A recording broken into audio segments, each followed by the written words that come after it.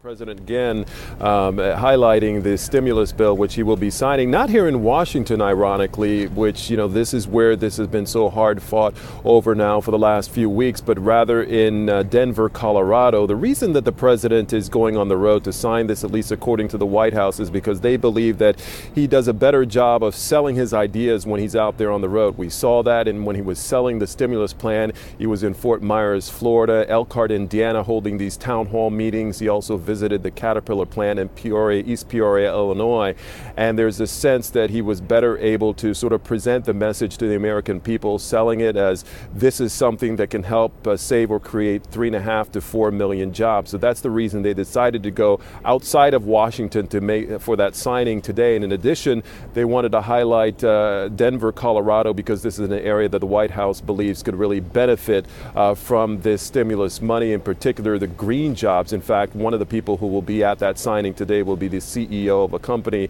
that makes solar panels. Again, this is just part of that plan that the president believes will help create jobs that will help turn the economy around, Namwa. Right, Dan. Yes, he says he's hoping that it'll create or save just under 60,000 jobs in Colorado.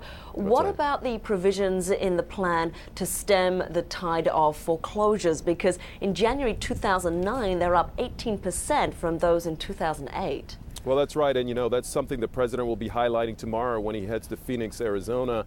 The area around there has seen the median household worth drop by about 35% over the last year or so. So that's the reason the president headed to that area. We don't have a lot of details about what is inside that plan, but we do know that the White House wants to release between $40 to $50 billion from the bailout money that was approved last fall to deal with stemming that tide of foreclosures across the country. In addition, trying to bring down the mortgage costs for homeowners, really believing that if they can get the money to the front lines, the people who need it most, then they can start to help turn this economy around as well.